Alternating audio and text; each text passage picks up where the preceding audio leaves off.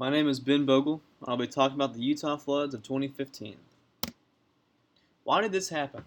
The floods of Utah in 2015 occurred due to flash flooding.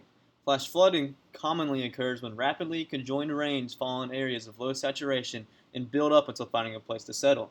These massive rains typically are a result of a monsoon, a seasonal rain mass brought by flow of wind. Southwestern United States experiences monsoon season yearly, causing flooding once or twice a year in cases of Utah. The monsoons are formed by a wind mass formed in the southwestern United States. Utah's dry soil, from being a mainly desert state, assists the buildup of the rainfall, allowing the flow to travel until reaching unsaturated soil. In this case, the floods traveled for miles before finally completely sinking down into a safe size. This also caused the floods to join together in one massive flood, as farmland is typically conjoined to one area instead of being spread out throughout the state. How big was this flood?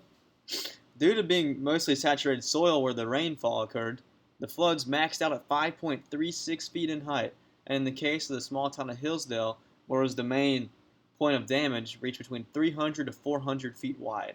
Around 6 inches of moving water is considered enough to impact a person's movement.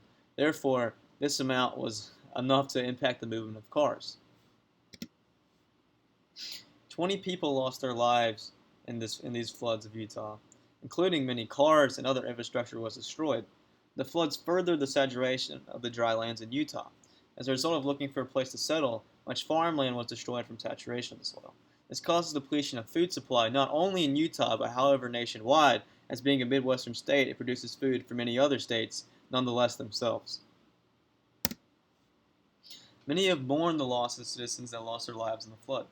Movement has been made towards boosting nearby communities by increasing mitigation, decreasing flood impacts. Utah expects flooding 1 to 2 times a year as a result of monsoon seasons, providing motivation to successfully fulfill these efforts.